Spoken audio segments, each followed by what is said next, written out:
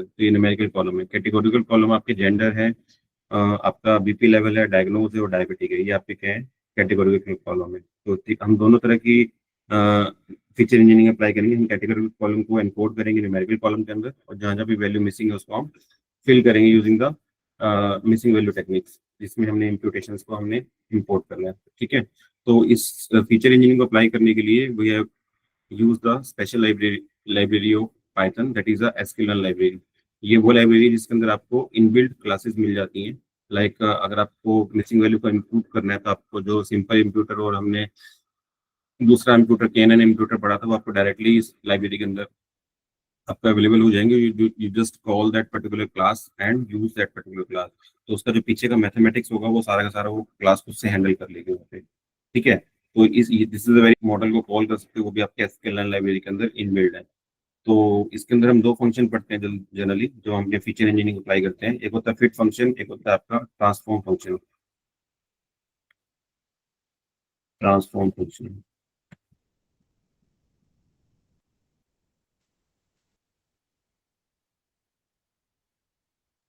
ठीक है। ये फंक्शन बेसिकली क्या करते हैं दोनों।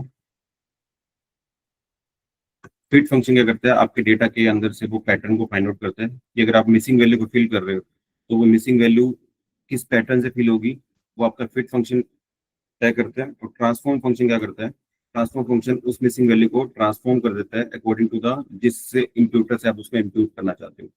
तो fit function is basically finding the pattern, जिस पैटर्न से आपकी मिसिंग वैल्यू को फिल किया जाना है।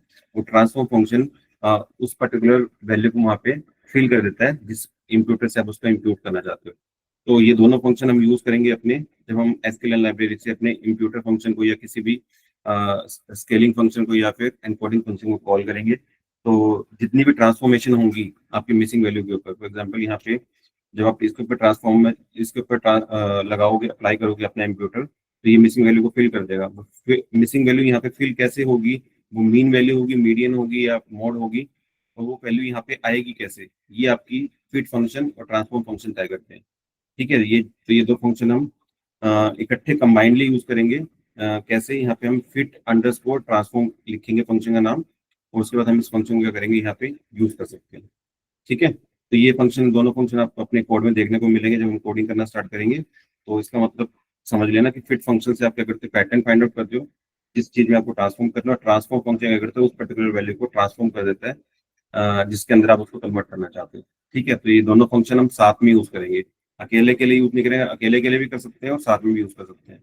तो will use both the function together, जिसमें हम लिखेंगे फिट अंडरस्कोर ट्रांसफॉर्म फंक्शन। ठीक है, और इसको, ये फंक्शन को कॉल करने के लिए हम जिस इम्प्यूटर को यूज करेंगे उसको हम इंपोर्ट करेंगे अपनी एसक्यूएल लाइब्रेरी से। ठीक है, क्लियर है यहाँ पे। चलो, will start the Jupyter notebook. सबसे पहले मैं यहाँ पे अपना डेटा सेट को अपलोड कर लिया है मैंने। ठीक है, यहाँ पे डेटा अंडरस्कोर सेट के अंदर मेरे पास डेटा है। तो हम क्या करते हैं, जनरली से एक नोटबुक ओपन करते हैं अपनी, और सबसे पहले हम हैंडल करेंगे मिसिंग वैल्यूज को। ठीक है,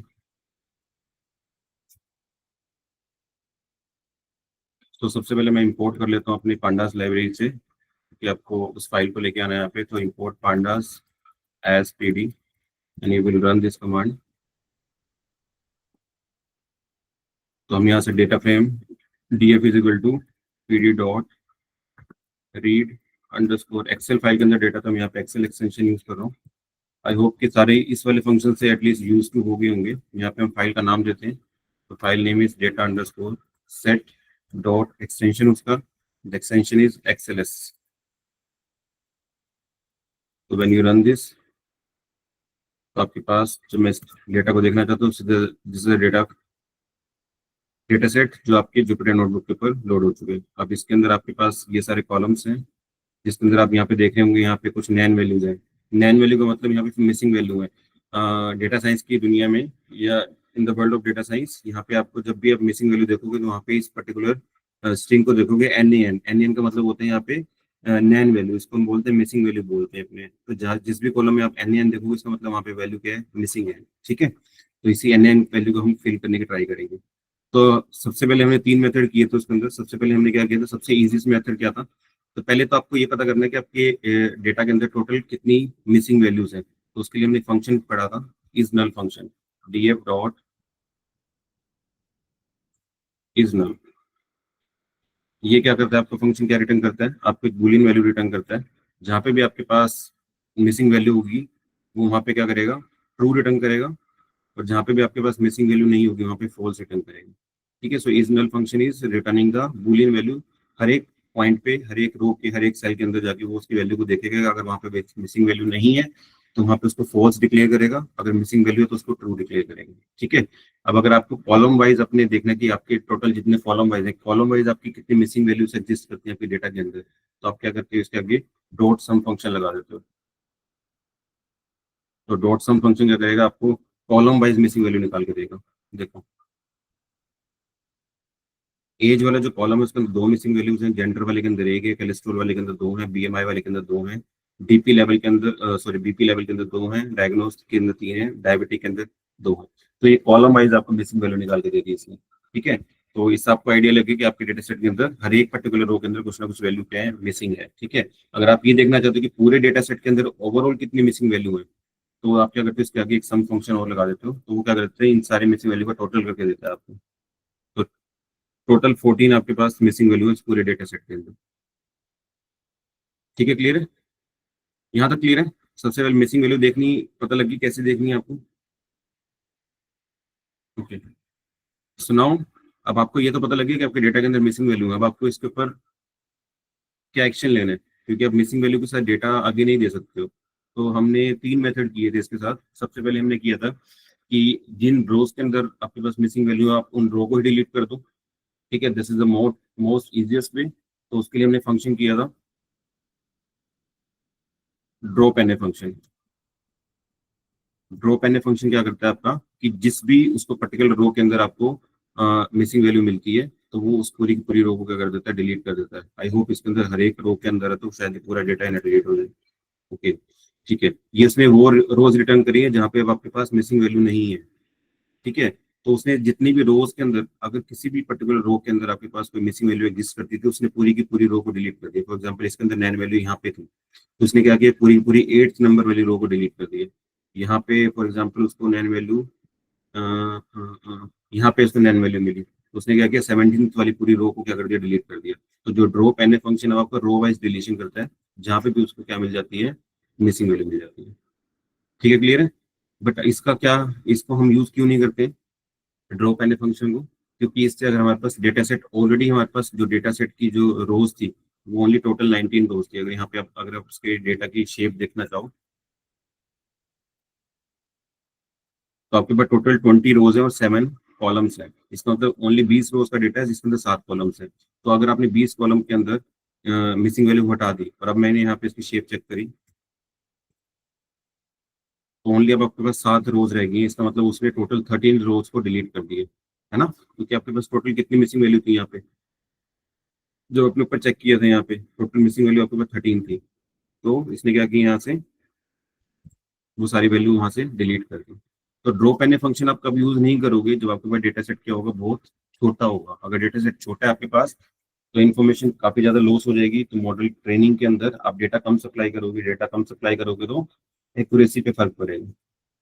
ठीक है, क्लियर है। तो हम यहाँ पे ड्रॉप एन ए फंक्शन नहीं चलाएंगे। ड्रॉप एन ए फंक्शन कहाँ चलाओगे आप, जहाँ पे आपके पास डेटा एटलीस्ट 10,000 या 1 लाख रोज का डेटा है। इसके अंदर से अगर आपके पास फॉर एग्जाम्पल 100 मिसिंग रोज आ गई, तो आप 100 मिसिंग रोज को वहां से डायरेक्टली ड्रॉप कर सकते हो। तो उसमें इंफॉर्मेशन ज्यादा लॉस नहीं होगी। तो when you have a bigger data set तो आप वहाँ पे ड्रॉप एन ए फंक्शन चलाओ। ठीक है, कोई दिक्कत नहीं है। लेकिन जब डेटा सेट आपके पास छोटा होगा तो आप वहाँ पे drop N A function use नहीं करोगे। ठीक है, आई क्लियर। ओके, मैं दोबारा से डेटा सेट लोड कर रहा हूँ। Original data set. अब अगर आपको ड्रॉप एन ए फंक्शन नहीं चलाना है तो आपके पास एक ऑप्शन थी, एक आपके पास एक फंक्शन और था, फिल एन ए फंक्शन करके। फिल एन ए क्या करता है कि जहाँ पे भी आपके पास मिसिंग वैल्यू होगी वहाँ पे कुछ ना कुछ पर्टिकुलर वैल्यू को क्या कर देगा, फिल कर देगा। अब वो वैल्यू फॉर एग्जाम्पल मैं यहाँ पे लिख देता हूँ कि 5। ठीक है, तो वो क्या करेगा, जहां जहां भी आपके पूरे डेटा के अंदर मिसिंग वैल्यू होंगी तो वहां पे उसकी जगह क्या रख देगा, 5 रख देगा। देखो, देखो यहाँ पे आपके पास मिसिंग वैल्यू थी, उसने 5 रख दिया। इस वाले कॉलम के अंदर मिसिंग वैल्यू थी, उसने 5 रख दिया। यहाँ पे भी 5 रख दिया, यहाँ पे 5। जहां जहां उसको मिसिंग वैल्यू मिलेंगी उसकी जगह वो फिल कर देगा इसको 5 को। ठीक है, क्लियर है। बट यहाँ पे दिक्कत क्या आती है कि जो फिल एन ए फंक्शन है, इसने क्या किया, पूरे डेटा सेट को पकड़ा और उस हर एक के अंदर आपकी एक वैल्यू सेट कर दी, दैट इज अ 5।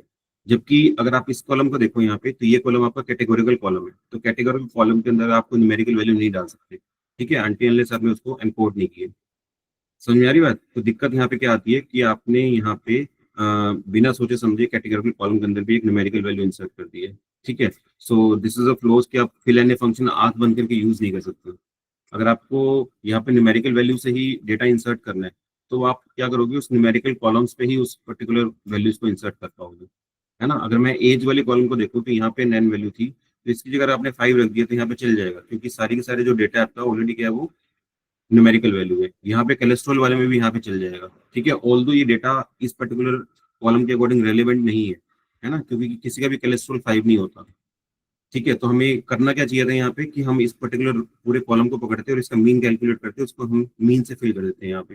वो हम आगे करेंगे जब हम सिंपल इंप्यूटर पढ़ेंगे। तो जस्ट मैं आपको यहाँ दिखाना चाह रहा हूँ कि फिल एन ए फंक्शन आप आंख बंद करके नहीं लगाओगे। अगर आपको लगाना है, आपको कोई वैल्यू सेट करनी है, तो आप न्यूमेरिकल वाले कॉलम के अंदर फिल एन ए यूज करोगे, और कैटेगरी कॉलम के अंदर आप अलग से fill N A function use करके उसकी कैटेगरीज के अकॉर्डिंग अपने डेटा को फिल करोगे। ठीक है, क्लियर है? तो देखो, अगर आपको इस पूरे डेटा के अंदर से ओनली, अब आपको क्या करना है कि फिल एन ए फंक्शन चलाना है, लेकिन ओनली न्यूमेरिकल वाले कॉलम के ऊपर चलाना है। ठीक है, तो आप क्या करोगे, यहाँ पे ओनली न्यूमेरिकल वाले कॉलम्स को पकड़ो। ओके, अब चेंजेस हो गए हमारी।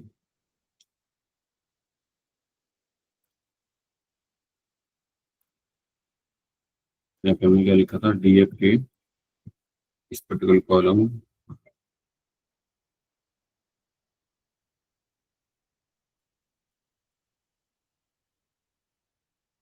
Dot name and it is save. Yes, not is working. Code तो ठीक था, दोबारा से कर्नल को रीस्टार्ट किया था, तो उसने डेटा को दोबारा से रीड किया था, कई बार दिक्कत आ जाती है। ठीक है, कोड वाज करेक्ट, जो हमने पहले लिखा था वही सेम कोड है। नाउ यू विल सी कि जहाँ पे भी आपके पास अब नैन वैल्यू थी, उसकी जगह क्या आ गया, उसकी पूरे हर एक कॉलम के उसकी मीन वैल्यू से उसने उसको फिल कर दिया। ठीक है, तो this is how you can treat your numerical column. ठीक है, अगर आपको कैटेगरिकल कॉलम के ऊपर अप्लाई करना है, अगर आप चाह रहे हो कि उसके अंदर आप उसको डिफरेंट ट्रीट करो, तो आप उसके अंदर क्या करते हो, फॉर एग्जांपल आपके पास यहाँ पे कॉलम है, हम यहाँ पे फिर डेटा सेट दोबारा देख लेते हैं।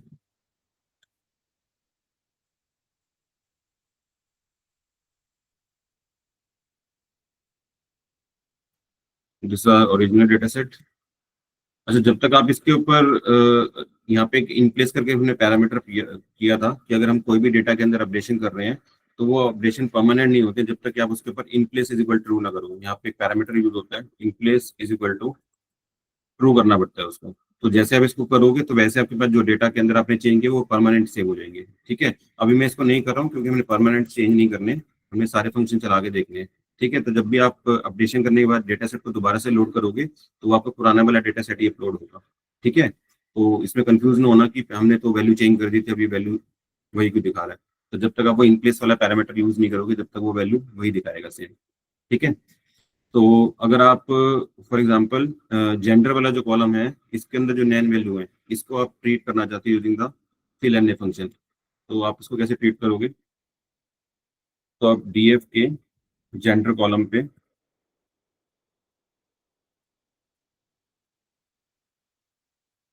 क्या लगाना चाहते हो, फिल एन ए फंक्शन। ठीक है, fill N A function gender के पे कैसे काम करेगा, अब वो कैसे, मोड जो फंक्शन होता है आपके लिए, हम उसके लिए हम कौन सा यूज करते हैं, मोड यूज करते हैं। मोड क्या करता है, फ्रीक्वेंसी काउंट देख लेता है किसकी फ्रीक्वेंसी सबसे ज्यादा है, तो उसके जो टॉप वाला जो होता है उसके उसको रिप्लेस आउट कर देता है। तो अगर हमें फिल एन ए फंक्शन के साथ मोड को यूज करना है, तो मोड फंक्शन लगाना किसके ऊपर है, इस पर्टिकुलर कॉलम पे लगाना है। तो मैं इसके अंदर ये कॉलम भेज देता हूँ, इसके ऊपर क्या अप्लाई करना है, मोड अप्लाई करना है। ठीक है, अगर आप इतना फंक्शन यूज करोगे,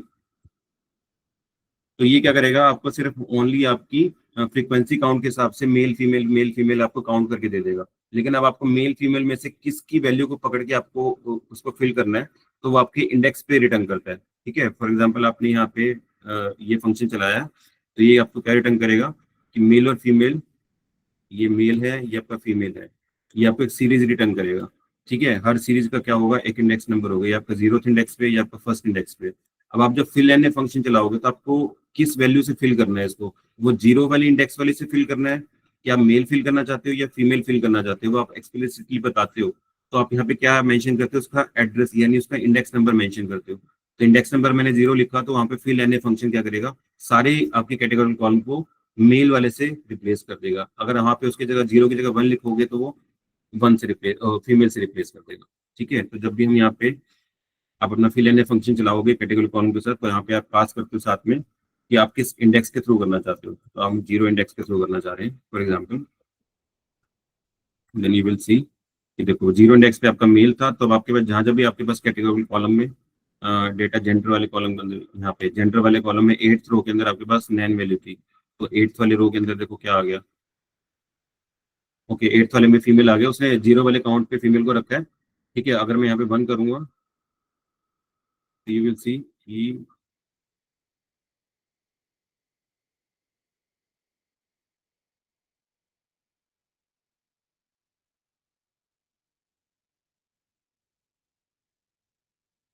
ओके,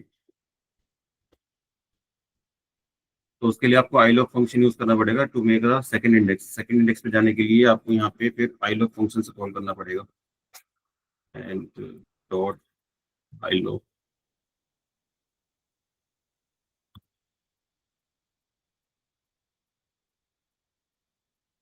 आई लॉग फंक्शन के अंदर आप 0 और 1 विल रिटर्न माइनस।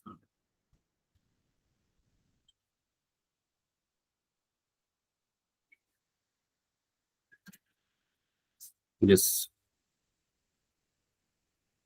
ये यहाँ पे -1 आई लॉग फंक्शन बेसिकली हमने जब यूज किया था वहाँ पे क्या था, अगर आपके पास दो कैटेगरीज हैं, एक तो फीमेल है और एक में क्या है, मेल है, तो ये आपका क्या है, 0 इंडेक्स है, ये आपका 1 इंडेक्स है। ठीक है, अगर आपको इसको एक्सेस करना है, तो आपने क्या सिंपल पास कर दिया था, 0 इंडेक्स पास कर दिया था। लेकिन आपको इस साइड से ये वाले मेल वाले प्रोसेस करना है, तो जब आप राइट साइड से इंडेक्सिंग करते हो तो यहाँ पे क्या लिखते हो, -1 से आपका ये वैल्यू फिल होती है। तो जो हमने आईलॉग फंक्शन किया उसके अंदर हमने -1 वाली साइड से इसको एक्सेस किया था यहाँ से। ठीक है, क्लियर है। So by this way you can fill out your categorical columns. ठीक है, so now the third one is कि आपके पास ऑप्शन क्या थे, कि सेकंड ये आपका हो गया फंक्शन, आपका फिल एन फंक्शन या फिर ड्रॉप एन फंक्शन, या फिर सेकंड आप क्या कर सकते हो, यहाँ पे इम्प्यूटेशन का यूज कर सकते हो।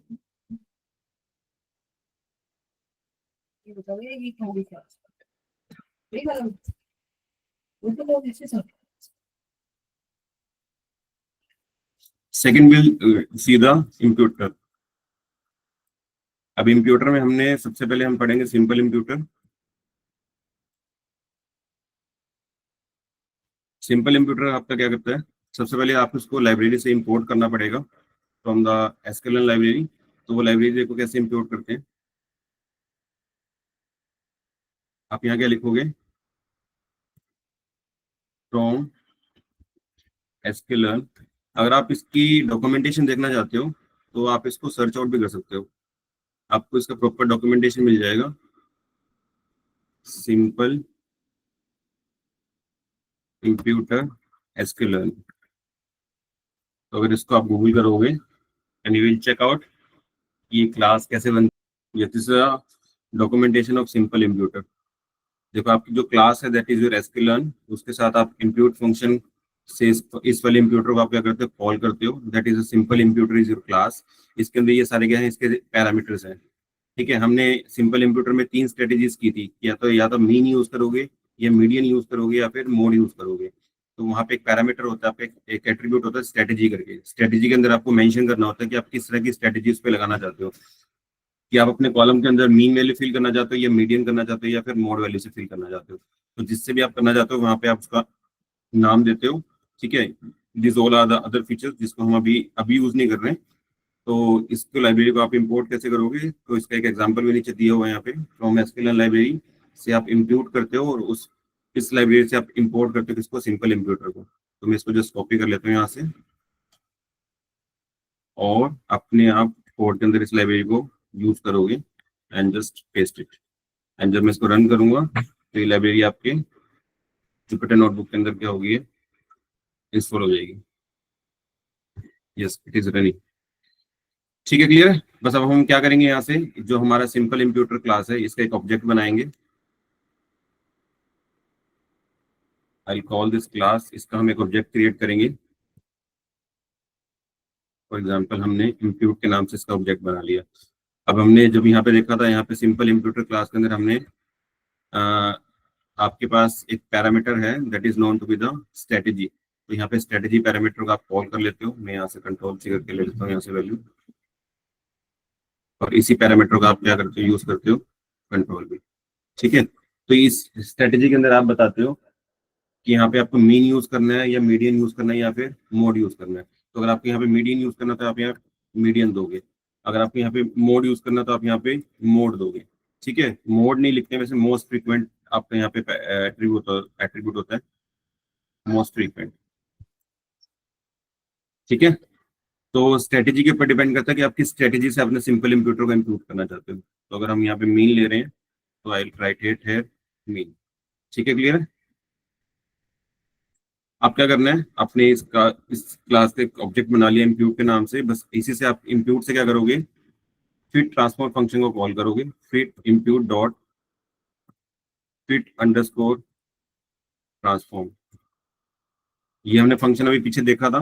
ये ट्रांसफॉर्म फंक्शन क्या करेगा, सारी वैल्यूज को ट्रांसफॉर्म कर देगा, किससे रिप्लेस कर देगा, उसकी मीन वैल्यू से रिप्लेस आउट कर देगा। ठीक है, क्लियर है। अब ये आपको चलाना किसके ऊपर है, जो सिंपल इंप्यूटर आपको किसके ऊपर चलाना है, वो आप कॉलम एक्सप्लिसिटली मेंशन करोगे। फॉर एग्जांपल आपको एज वाले कॉलम आपका न्यूमेरिकल है, बीएमआई है और आपका कोलेस्ट्रॉल है। तो हम तीनों के ऊपर इसको अपने इंप्यूटर को चलाएंगे तो तीनों को क्या करेगा, उसकी मीन वैल्यू से रिप्लेस आउट कर देगा। तो राइट हियर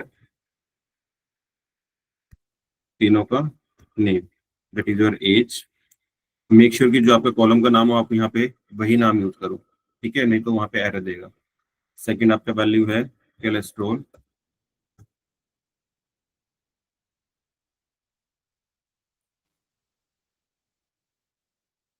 और जो थर्ड आपका कॉलम है दैट इज योर बीएमआई। मैं ऊपर से कॉपी पेस्ट कर लेता हूँ, नहीं तो यहाँ पे दिक्कत हो सकती है। बीएमआई है या फिर कोलेस्ट्रॉल है, सी कैपिटल है हमारा कॉलम के अंदर। तो अगर आप ये सी छोटा रखोगे तब भी एरर आएगा। तो गुड प्रैक्टिस कि आप डायरेक्टली वहीं से कॉपी पेस्ट कर लो इसको। और जो थर्ड कॉलम है आपका दैट इज योर बीएमआई। ठीक है, तो क्या करेगा, इसको इसको इस तीनों कॉलम को ट्रांसफॉर्म कर देगा किसके अकॉर्डिंग, मीन के अकॉर्डिंग, और आपका डेटा दोबारा से इसी के अंदर सेव हो जाएगा। तो I just,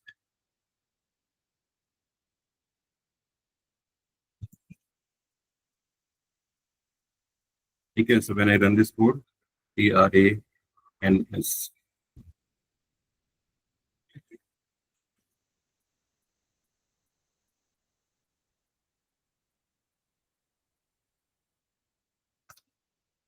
yes. So when you check these columns, आपके इन सारे कॉलम्स को when you run this again you will see कि आपके सारे के सारे वैल्यूज क्या हैं, मीन से रिप्लेस आउट हो गई। ठीक है, तो ये हमने जो ऊपर वाला टेक्निक किया था वो आपकी मैनुअल टेक्निक है। फिर आपको फिल एन फंक्शन कॉल करके वहाँ पे मीन फंक्शन से फिल करना पड़ रहा था। इंप्यूटर ने क्या किया, आपने जस्ट इस कॉल को, इस क्लास को कॉल किया, और इस क्लास को कॉल करने के बाद अपने इसके ऊपर फिर ट्रांसफॉर्म फंक्शन लगा दिया, जिस कॉलम पे आप अप्लाई करना है वो कॉलम यहाँ पे मेंशन कर दिए। एंड यू विल सी कि ऑटोमेटिकली सारे कॉलम्स आपके जितने भी बड़ा डेटा सेट होगा आपके पास, वो सारा का सारा उससे मीन से रिप्लेस हो जाएगा। जस्ट अगर आपको मीडियन से रिप्लेस करना है तो you just only change here the strategy as median. ठीक है, बाकी सब सेम रहेगा। तो when you run this again तो ये आपकी सारी वैल्यू मीडियन से रिप्लेस हो जाएगी। ठीक है, क्लियर है।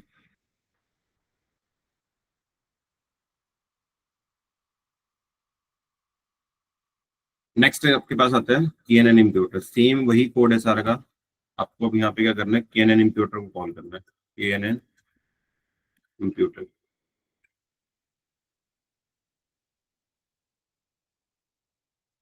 KNN इम्प्यूटर बिल्कुल सेम इस तरह से वर्क करेगा, बस आपने यहाँ पे एसक्यूएल लाइब्रेरी से सिंपल इम्प्यूटर को कॉल किया था, तो आप यहाँ से KNN इम्प्यूटर को भी कॉल कर लेना। ठीक है, तो मैं यहाँ से इसको जस्ट क्या कर रहा हूँ, कॉपी पेस्ट कर रहा हूँ, Ctrl+C।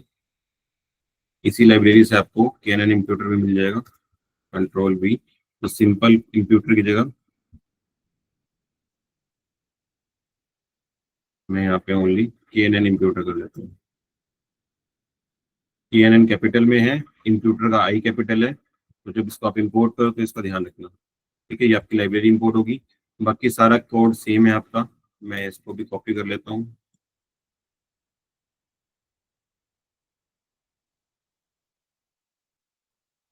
सेम इसी तरह से भी आपको क्या करना है, एक इसका ऑब्जेक्ट बना लेना है, Ctrl+V। आप यहाँ पे क्या करते हो, सिंपल इम्प्यूटर की जगह KNN इम्प्यूटर चलाते हो,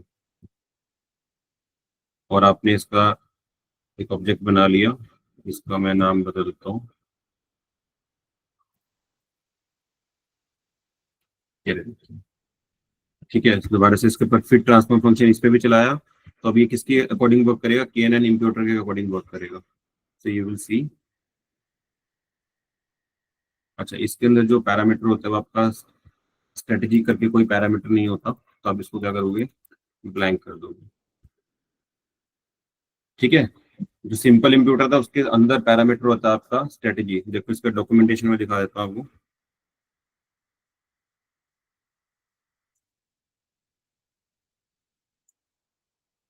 अगर कोई भी आपको लाइब्रेरी से फंक्शन कॉल करना है तो आप उसकी डॉक्यूमेंटेशन चेक कर सकते हो, वहां से आपको सारा आइडिया मिल जाएगा कि उसके अंदर कौन कौन से पैरामीटर्स आप यूज करने वाले हो। तो इट्स अ गुड प्रैक्टिस कि जब भी आप इसको फंक्शंस को या इन क्लासेस को कॉल करो, तो you just check the documentation of this KNN imputer from SQL library.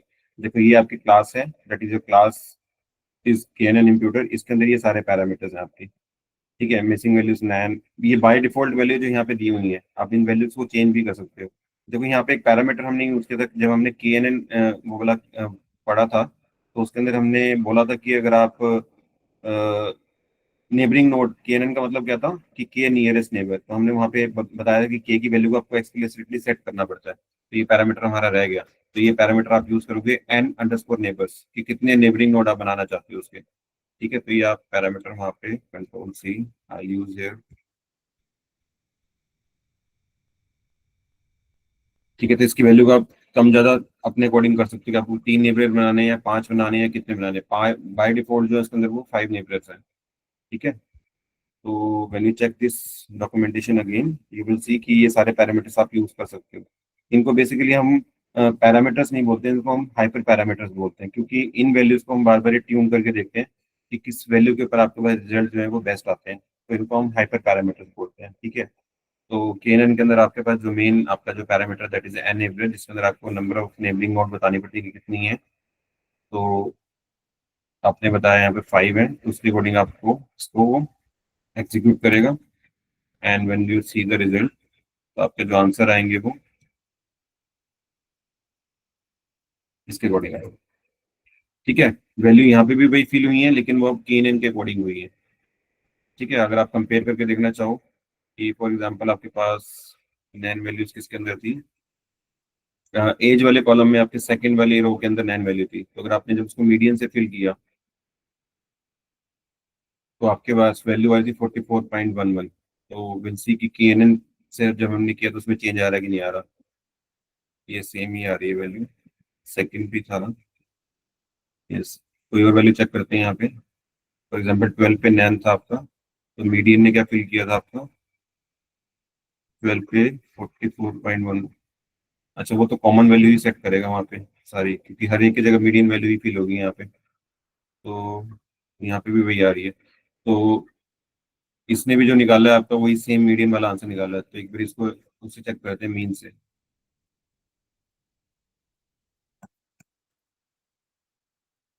C mean पे क्या वैल्यू आ रही है, मीन पे वही वैल्यू कैलकुलेट करके दे रहा है। ठीक है, ये हो सकता है डमी डेटा सेट है तो इसके कारण से ये दे रहा हूँ, लेकिन रियल टाइम में जब आप इसको इम्प्लीमेंट करोगे तो you will get the different value, या फिर इसको कर्नल का इशू है, दोबारा इसको रीरन करना पड़ेगा कोड को।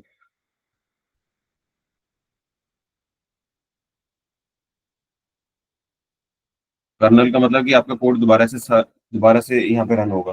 देखिए यहाँ से फर्स्ट सेकंड दोबारा से पूरा का पूरा कोड चलेगा यहाँ पे। मेन्यू सी है, माइट भी आपको डिफरेंस नजर आए। मीन से 44.11 आ रहा है, और KNN वही सेम आ रहा है, तो इट्स अ डेटा सेट की आपका अरेंजमेंट ऐसे है कि वो दोनों में वैल्यू को सेम कैलकुलेट करके दे रहा है। बट यस, अगर आप इंटरनल स्ट्रक्चर देखोगे दोनों का स्ट्रक्चर अलग अलग है।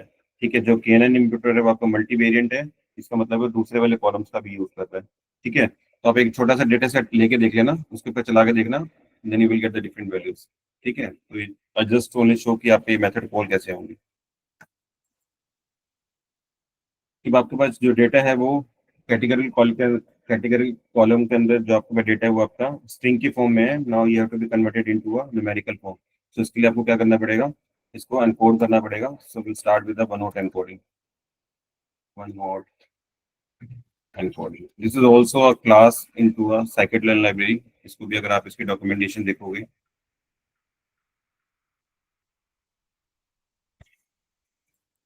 वन हॉट एनकोडिंग स्केलर,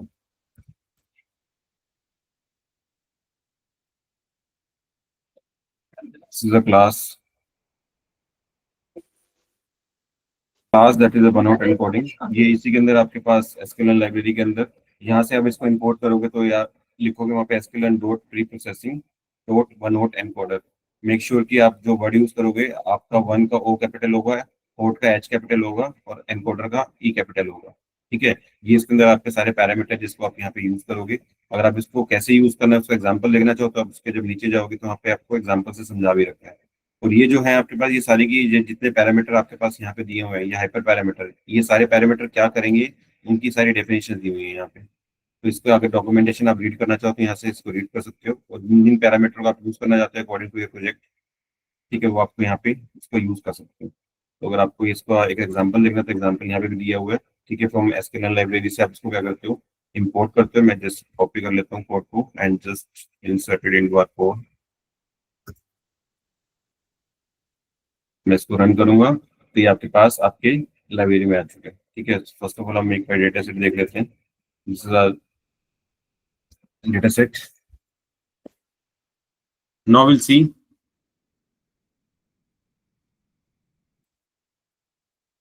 कि आपके पास जो जो आपके पैरामीटर है, लाइक आपका जेंडर है, कैटेगरी कॉलम है, जो आपका बीपी लेवल है, और जो आपका डायग्नोज और डायबिटिक है, इसको हमको क्या करना है, एनकोड करना है। ठीक है, using this one hot encoder. तो वही है इसका। अब हम जो हमने इम्प्यूट किया अपना एनकोडर, इसके थ्रू इसका मैं एक पहले ऑब्जेक्ट बना लेता हूँ। सेम सारा फंक्शन वही है हर एक क्लास का, करने का तरीका सबका सेम है बिल्कुल डिट्टो। सबसे पहले आप इस फंक्शन को यहाँ पे क्लास को कॉल कर लोगे, इसका एक ऑब्जेक्ट बना लोगे। द ऑब्जेक्ट इज वन, और कुछ भी जो आपको लगे आप बनाना चाहते हो आप उसका यूज कर सकते हैं यहाँ पे। ठीक है, यहाँ पे अंदर एक हम मैट्रिक्स यूज करते हैं, एक एट्रीब्यूट यूज करते हैं स्पार्स करके। अगर आप यहाँ पे देखोगे इसकी डॉक्यूमेंटेशन के अंदर, तो यहाँ पे एक आपके पास एट्रीब्यूट मिलेगा स्पार्स करके। ये स्पार्स आउटपुट, इसका मतलब क्या है, मैं इसमें यहाँ से कॉपी कर लेता हूँ।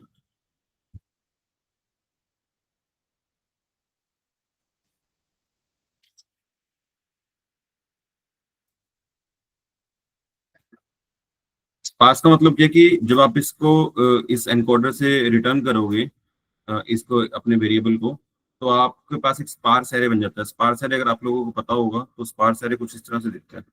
हमने वन आउट एनकोडर के अंदर क्या किया था, बेसिकली हमने, अगर आपके पास दो कैटेगरी है, मेल है और एक फीमेल है, ठीक है, तो जो आपने नए कॉलम्स बनाए थे, आपने क्या लिखा था, यहाँ पे मेल है और यहाँ पे फीमेल है। तो जिस भी रो के अंदर आपके पास क्या है, मेल है, उसके आगे आपने वन लिख दिया था, और बाकी है उसके आगे आपने जीरो लिख दिया था। सिमिलरली अगर आपको इस रो को फिल करना तो इसके आगे जीरो लिख दिया था और इसके आगे वन लिख दिया था। तो ये जो एक एरे बनेगा आपका, ये इसको हम स्पार्स एरे बोलते हैं। Sparse array is a combination of zero and one only. ठीक है। तो ये जब आप रिटर्न करते हो अपने वेरिएबल को, तो आप उसको स्पार्स एरे रिटर्न करना चाहते हो या उसको स्पार्स एरे रिटर्न नहीं करना चाहते। ठीक है, क्योंकि जो स्पार्स एरे आपका वो क्या होगा, आपका 2D एरे होगा, लेकिन जो आप यहाँ से रिटर्न कर रहे हो वो आप यहाँ से 1D एरे रिटर्न कर रहे हो, तो आप इसकी वैल्यू को यहाँ पे क्या रख देते हो, फॉल्स रख देते हो। ठीक है, क्लियर। अब आप क्या करोगे, जो आपने इसका ऑब्जेक्ट बनाया है, वन हॉट, इसके ऊपर आप क्या लगाओगे, फिट ट्रांसफॉर्म फंक्शन लगाओगे। फिट ट्रांसफॉर्म फंक्शन क्या करेगा, आपके कॉलम्स को ट्रांसफॉर्म कर देगा।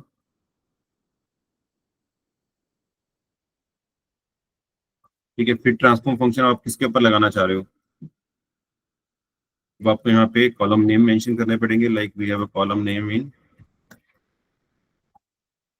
मैं अभी आपको एक करके दिखा देता हूँ, जेंडर वाले को।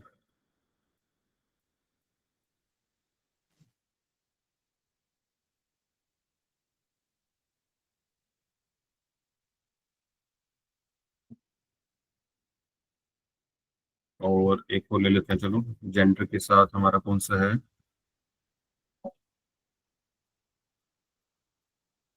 डीपी लेवल, इसको ले लेते हैं।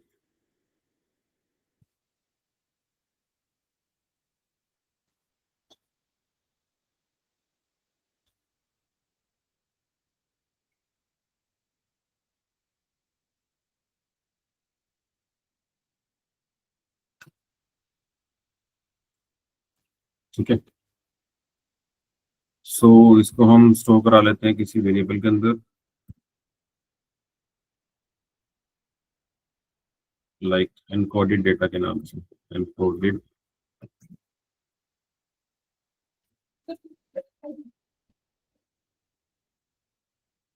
ठीक है, सो जब when you run this code, तो आप इसको जब आप इसको प्रिंट कराओगे, so you will get the sparse array. तो रिटर्न की आपको 20 रोज हैं और इसके अंदर आपके पास टोटल 7 कॉलम्स हैं। ओके, तो 5 इसके खुद के हैं, और जो आपके 2 कॉलम्स बचे हैं, कौन कौन से बचे थे आपके, एक तो डायग्नोज वाला और एक आपका डायबिटिक वाला। तो 5 कॉलम तो बन गए आपके नए वाले, यानी कि 5 कॉलम में से आपके पास कौन कौन से नए कॉलम बने हैं, एक तो जेंडर वाले के अंदर, जेंडर में एक तो मेल कॉलम आया होगा, और जेंडर का फीमेल कॉलम बना होगा। इसी तरह से बीपी लेवल के अंदर, बीपी के अंदर आपके पास हाई होगा, बीपी लो होगा, और बीपी नॉर्मल होगा। ये आपके पास नए कॉलम्स बने होंगे वन आउट एनकोडिंग के अंदर। तो जहाँ पे भी आपके पास जेंडर मेल होगा उसके आगे 1 आ जाएगा, बाकी के आगे क्या आ जाएगा, 0 आ जाएगा, है ना। इस तरह से अगर आपके पास जो बीपी लो होगा जहाँ पे, वहाँ पे 1 आ जाएगा, और बाकी जगह क्या आ जाएगा, 0 आ जाएगा तीनों वाले कॉलम के अंदर। तो इसके अंदर जो आपकी फर्स्ट रो बनेगी वो कैसे बनेगी, 1 0 1 0 एंड 0। ठीक है, ये क्या रिप्रेजेंट कर रही है आपको, कि यहाँ पे जो आपका जेंडर है वो मेल है, और जो बीपी है आपका वो लो है। तो अगर आपके पास ये कॉम्बिनेशन होगा तो आपके पास ये एक स्ट्रिंग बनेगी, ये कि आपका स्पैर्स एरे बनेगा, जिसके अंदर ओनली 1 और 0 का कॉम्बिनेशन होगा। तो टोटल आपके पास कितनी उसने रोज रिटर्न करी, कि यहाँ पे क्लीनेट करना चाहते हो, फॉर एग्जाम्पल यहाँ पे इसको मैं पॉज कर देता हूँ, एंड यू विल सी कि आपके पास जो एरे आया था वो दिस इज अ टाइप। अगर आपको इसको डेटा फ्रेम में देखना है, तो you will convert it into data frame like a PD dot data frame, और इसके अंदर आप क्या भेज देते हो, ये आपके पास जो डेटा है, ये वाला, ये किस वेरिएबल के अंदर स्टोर है, एनकोडेड के अंदर।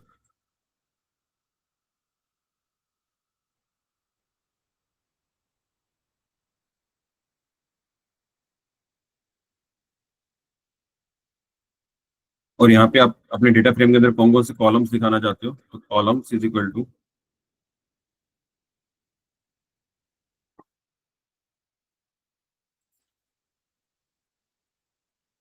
कौन कौन से कॉलम्स से आपके, ये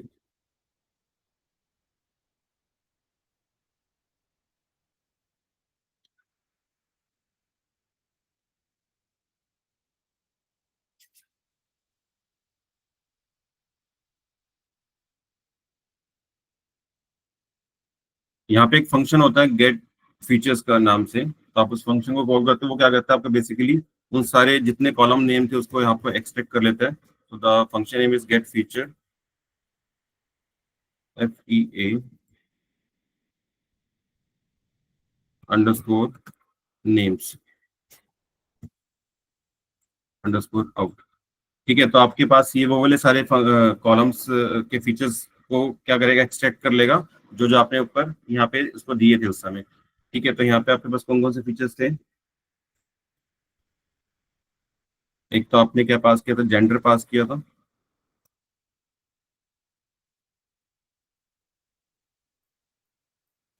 और आपने दूसरा क्या दिया था? यहाँ पे हमने दो कॉलम दिए थे BP level.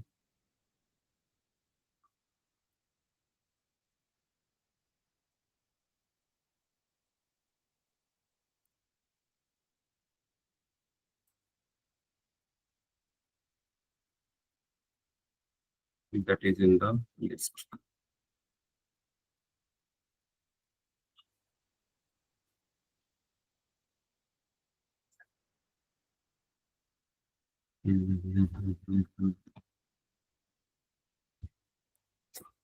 The features are in one hot के अंदर।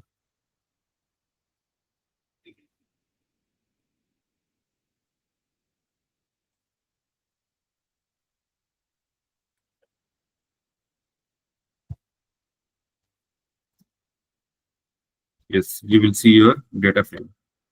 अब आपने कौन कौन से नए कॉलम्स ऐड किए? जो आपके पास जेंडर फीमेल वाला कॉलम ऐड हुआ, जेंडर मेल वाला। अच्छा, उसके अंदर नैन वैल्यूज थी, इसलिए उसके वहां पे आपके पास 7 कॉलम 7 वैल्यूज आ रही थी। ओके, ये नैन वैल्यू फिल होने के बाद ये आपके पास यहाँ पे 5 ही आएंगी, क्योंकि अभी आपके पास क्या था, जो आपके कैटेगरी कॉलम है, क्योंकि आपके पास डेटा को हमने in place is equal to true नहीं किया था, तो आपके पास वो जो हमने मिसिंग वैल्यू फिल की थी वो यहाँ पे रिफ्लेक्ट नहीं हुई थी। तो इसके अंदर देखो एक नैन वैल्यू भी है, तो उसने क्या किया, इसको भी एक कैटेगरी मान लिया कि मेल फीमेल और एक नैन वैल्यू करके कैटेगरी, 3 इसकी मान ली उसने। तो इसी तरह से इसके अंदर भी एक नैन वैल्यू है, तो इसका मतलब 3 इसकी अपनी खुद की और 4 चौथी नैन वैल्यू होगी, तो 4 ये और 3 ये। तो इसलिए उसने 7 का एक एरे बनाया था।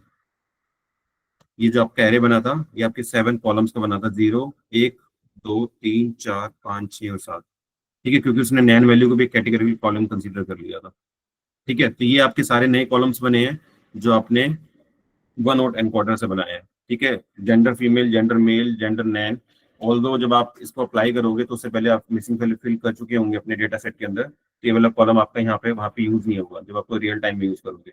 और BP लेवल आपका हाई है, लो है और आपका नॉर्मल है, तो ये 3 क्लासेस आपकी BP वाली हैं, और जेंडर वाली आपके पास 2 क्लासेस है। ठीक है, तो देखो जहाँ पे भी आपके पास मेल हो गए यहाँ पे 1 आ गए, यहाँ पे पहले 0 आ गई। फीमेल होगा तो यहाँ पे 1 आ जाएगा, यहाँ 0 आ जाएगी। सिमिलरली BP अगर हाई होगा तो यहाँ पे 1, बाकी दोनों के अंदर 0। तो ये बेसिकली जो 0 1 वाला आपके पास एरे होता है उसको हम स्पार्स एरे बोलते हैं। ठीक है, क्लियर है? यस, ये वाला क्लियर है, वन आउट एनकोडर।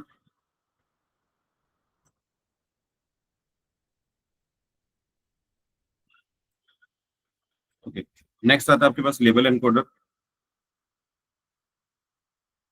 दोबारा से मैं डेटा सेट को लोड कर लेता हूँ। Next is your label encoder. Similarly same इसको भी तो उसी तरह से आप यूज करोगे, इसके लिए भी आप एसक्यूएल लाइब्रेरी से इसको कॉल कर लोगे। तो मैं इसको जस्ट कॉपी पेस्ट कर लेता हूँ।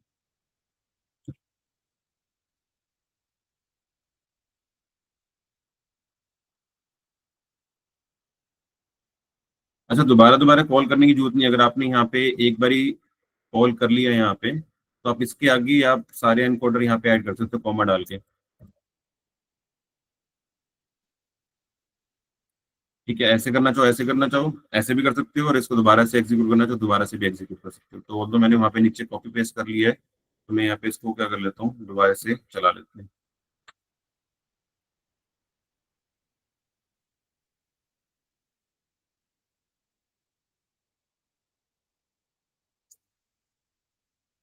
सो दिस इज ओके।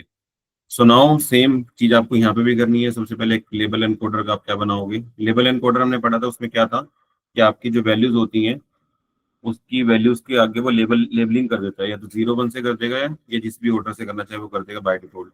तो यहाँ पे आप लेबल एनकोडर क्लास को आप कॉल करोगे, इसका एक ऑब्जेक्ट बना लोगे। फॉर एग्जांपल मैंने इसका ऑब्जेक्ट बना लिया लेबल के नाम से।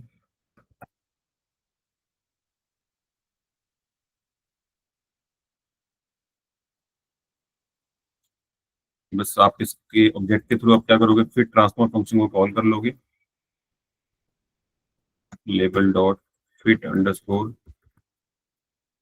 ट्रांसफॉर्म। ठीक है, अभी आपको किसके ऊपर लगाना है, फॉर एग्जांपल, अच्छा ये ध्यान रखना कि जो लेबल एनकोडर है आपका वो कॉलम वाइज कॉलम रखता है।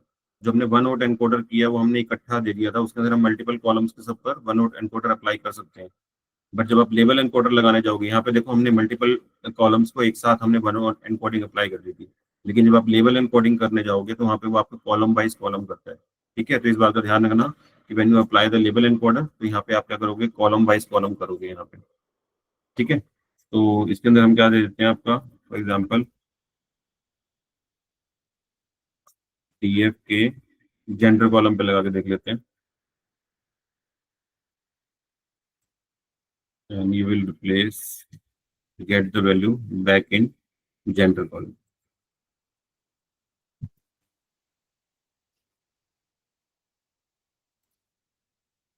So when I run this code, okay, तो यहाँ पे देखो आपके पास जितने जेंडर कॉलम थी उसके अंदर उसने क्या कर दिया, उसको रिप्लेस कर दिया 0 1 से। ये आपके पास जेंडर कॉलम थी, उसने मेल को क्या बुलाया यहाँ पे, मेल को क्या लेबल दिया 1 और फीमेल को दिया 0। तो जहां जहां भी आपके पास इस पर्टिकुलर कॉलम के अंदर जेंडर के अंदर 1 होगा, जहां मेल होगा उसको 1 से रिप्लेस कर देगा, जहां फीमेल होगी उसको 0 से कर देगा।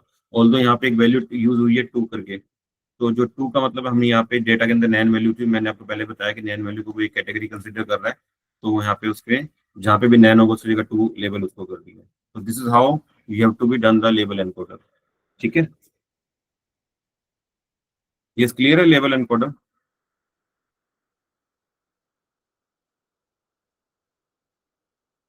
ओके, नाउ नेक्स्ट आता है आपके पास ऑर्डिनल एनकोडर।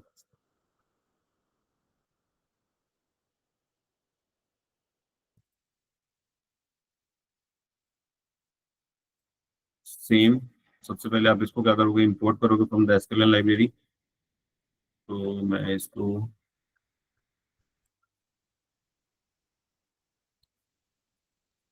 वैसे हम ये लाइब्रेरी बिल्कुल कोडिंग के स्टार्ट में कर लेते हैं, जब हम अपना प्रोजेक्ट बनाना स्टार्ट करते हैं, जहाँ पे हमने इंपोर्ट पांडास किया था, तो हम ये लाइब्रेरी ऑलरेडी इंस्टॉल करके चलते हैं। ठीक है, सो ये तो अभी हम प्रैक्टिस के लिए देख रहे हैं कि हम हर जगह इसको इंपोर्ट कर रहे हैं। अदरवाइज ये कुछ नेसेसरीज लाइब्रेरी होती है जिसको आप स्टार्टिंग में ही लेके चलते हो। ठीक है, तो यहाँ पे मैं कर लेता हूँ और ऑर्डिनल एनकोडर, तो ये आपके पास आ गया। सिमिलरली सेम यही करना है, इसके साथ भी आपको इसका क्या बनाना है, एक ऑब्जेक्ट बनाना है।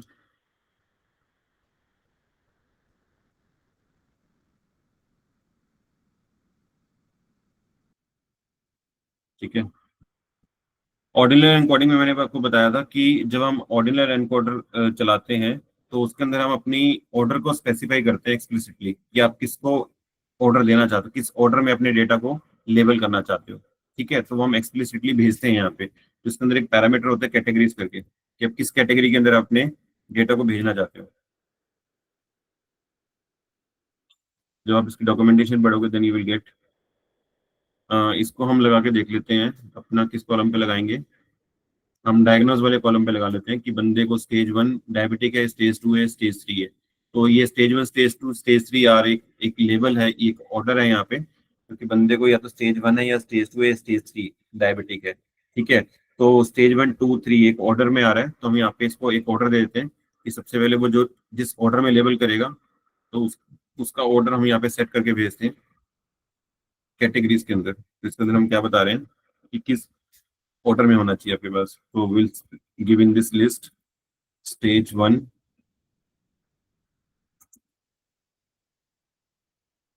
उसके बाद आपके पास स्टेज 2 आनी चाहिए। एक बार मैं इसको चेक कर लेता हूँ, क्योंकि ये नाम वही होना चाहिए जो सेम आपके डेटा के अंदर है। तो जस्ट कॉपी है।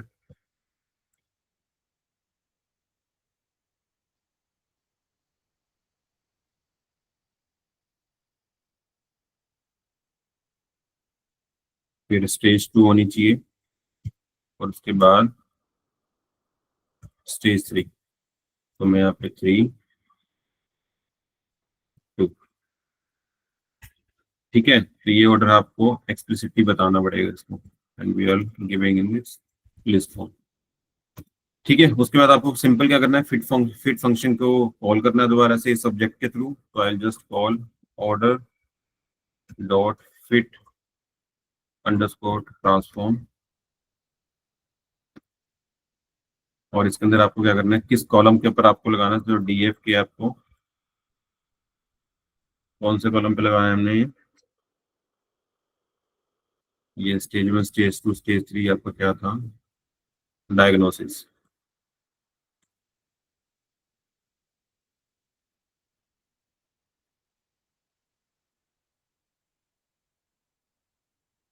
ठीक है, it is a 2D array, so we'll give any 2D।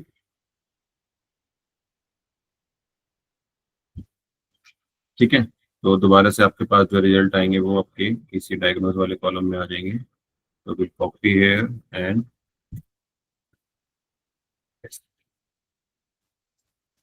So I run this code, error आएगा।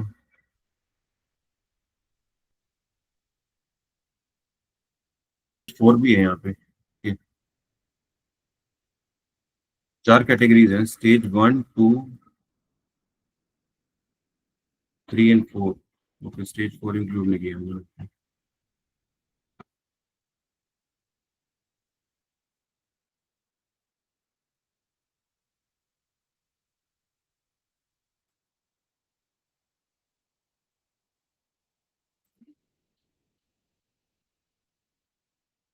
एन वैल्यू, ओके,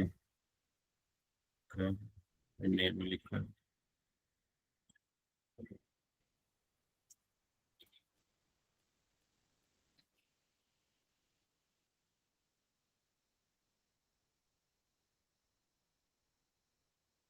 चलेगा नहीं नैन के ऊपर ना, तो यहाँ पे हमें पहले नैन वैल्यू हटानी पड़ेगी।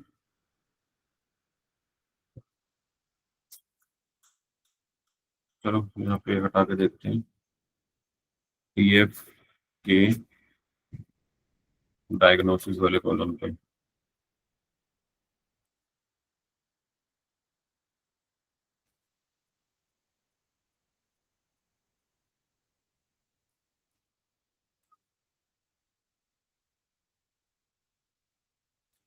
या ड्रॉ करने कर देते हैं सिंपल, डीएफ डॉट ड्रॉ करने।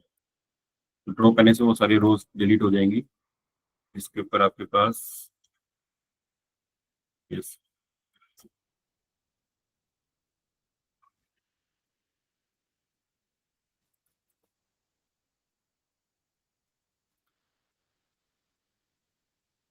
इन place is equal to true कर रहा हूँ मैं यहाँ पे, तो ये परमानेंट चेंज हो जाएगा।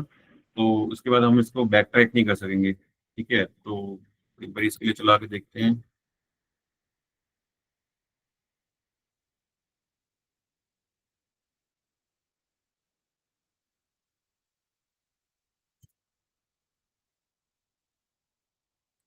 चल गया, तो मैंने इसके अंदर परमानेंट चेंज कर दिया कि आपके आपके पास जो रोज रह जाएंगी वो हमेशा, अब अगर आप यहाँ पे डीएफ को चेक करोगे तो आपको डीएफ हमेशा उतना ही नजर आएगा। पहले एक बार चलो आप इसका डायग्नोस वाले का देखो कि इसका क्या रिजल्ट आ रहा है। यू विल सी कि आपका जो ऑर्डर है वो इसी अकॉर्डिंग सेट हुआ है आपका। ठीक है, तो उसने आपके, अगर आप यहाँ से डीएफ को देखो तो अब आपको डीएफ उतना नजर आएगा जितनी ड्रॉ करने के बाद आया होगा। सिर्फ इतनी रोज बची हैं आपके पास। ठीक है, क्योंकि आपने ड्रॉ करने को वहाँ पे इन प्लेस ट्रू कर दिया, तो जो आपने चेंजेस किए थे नैन वैल्यू हटाने के बाद, अब वो सारे चेंजेस आपके परमानेंटली सेव हो गए हैं। ठीक है, तो एनी हाउ कोई बात नहीं, हम यहाँ पे क्या देखना चाह रहे थे, डायग्नोज वाला कॉलम। तो डायग्नोज वाले कॉलम के अंदर आप देखो क्या आ गया, 1 0 2, ये सारे का सारा वैल्यू चेंज हो गया आपके किसके अंदर, न्यूमेरिकल वैल्यू के अंदर। ठीक है, और ये किसके ऑर्डर में हुई है, जिस ऑर्डर में आपने यहाँ पे इसको ऑर्डर सेट करके दिया था। ये जो स्टेज 1 वाला है, स्टेज 2 स्टेज 3 स्टेज 4, उसी के अकॉर्डिंग उसने क्या कर दिया, ऑर्डर बना दिया इसका। ठीक है, क्लियर है। So this is how the one hot encoding is to be done out. So this is all about the encoding. चलो स्केलिंग देखो कि डेटा को स्केल आउट कैसे करते हैं। अब आप स्केलिंग परफॉर्म कर लेना, किसके ऊपर करोगे?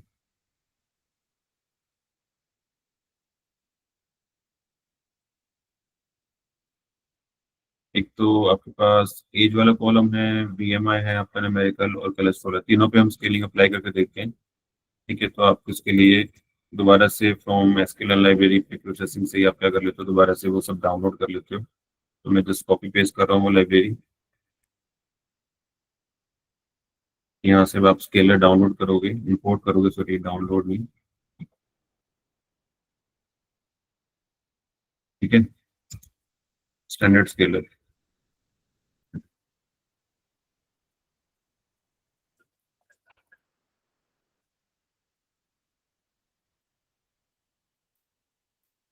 ठीक है, स्टैंडर्ड स्केलर क्लास को आपने क्या कर लिया, इंपोर्ट कर लिया from the SQL dot processing वाली लाइब्रेरी से।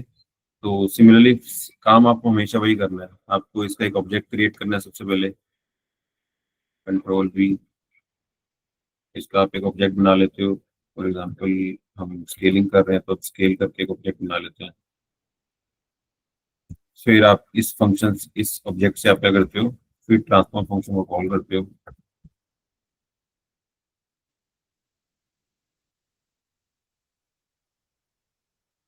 ठीक है, अब आपको इसके, ये किसके ऊपर अप्लाई करना है आपको, वो आप इसके अंदर पास कर देते हो, फिर ट्रांसफॉर्म को DF। ये आप 3 कॉलम पे करना चाहते हो,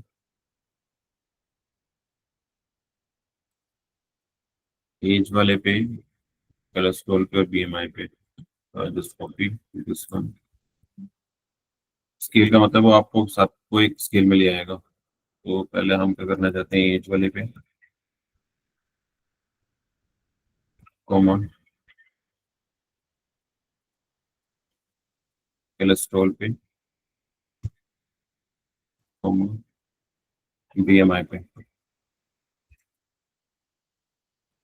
ठीक है, फिर से आपके पास तीनों कॉलम क्या हो जाएंगे, स्केल्ड हो जाएंगे, और आपको बदले में नए कॉलम्स मिलेंगे। And the column name should be your DF के। हम नए कॉलम्स बना लेते हैं यहाँ पे, that is your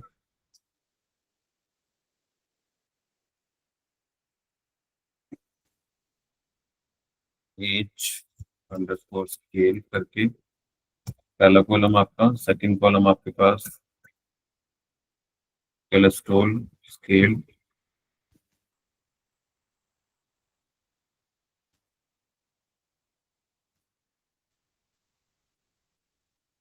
and the third one is your BMI scale.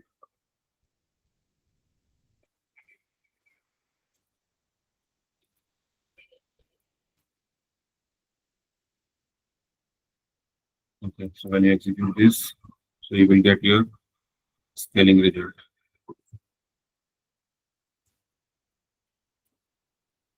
So this is your scale data। अब आप देख रहे हो यहाँ पे कि जो तीनों कॉलम है वो अब एक स्केल पे आ गए हैं। ठीक है, तो this is a scaling value, it lies between -1 to 1 के बीच में। ठीक है, अंदर है। तो दिस इज हाउ द, आपका जो स्केलर है वो आपका कैसे वर्क करता है। ठीक है, सेकंड जो स्केलर आपका मीन मैक्स स्केलर है, उसके लिए आप क्या करोगे, सिंपल यहाँ पे आप स्टैंडर्ड स्केलर की जगह इंपोर्ट कर लोगे यहाँ पे आप मीन मैक्स स्केलर को। इसको रहने दीजिए।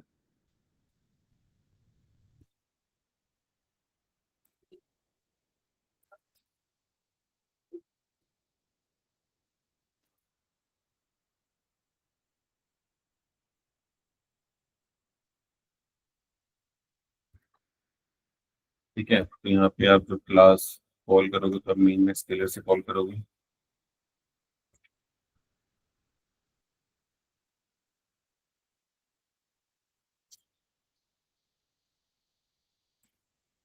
सो this is result of mean max scalar. यहाँ पे जो वैल्यूज आ रही है वो आपकी सारी 0 से 1 के बीच में आएंगी। Mean max scalar is returning the value between 0 to 1, और आपका जो स्टैंडर्ड स्केलर है वो आपका -1 से 1 के बीच में रिटर्न करता है। ठीक है, ऑल दो आपका जो स्टैंडर्ड स्केलर है उस पर वो वैल्यू सारी ऐसी आती है, जब आप उसका मीन निकालोगे तो मीन आपका 0 आएगा और उसकी जो स्टैंडर्ड डेविएशन है वो आपकी 1 आएगी, है ना। लेकिन जो आपका मीन में स्केलर है वो आपको स्केल्ड आउट कर देता है बिटवीन द रेंज 0 to 1 के बीच में। तो आपके पास सारे जितने कॉलम्स होंगे, ये जो नए कॉलम बने आपके पास, ए स्केल, कोलेस्ट्रॉल और BMI, ये सारे आपके पास स्केल्ड कॉलम है और हर एक की वैल्यू आपके पास 0 से 1 के बीच में लाई करेगी। तो आपके पास कितना से कितना बड़ा भी आपके पास कोई वैल्यू हो, तो उसने आपको क्या, उसने वैल्यू क्या कर दिया, स्केल्ड आउट कर दिया। इसका मतलब उसको हर एक को एक सेम स्केल पे ले आया वो। ठीक है, क्लियर है?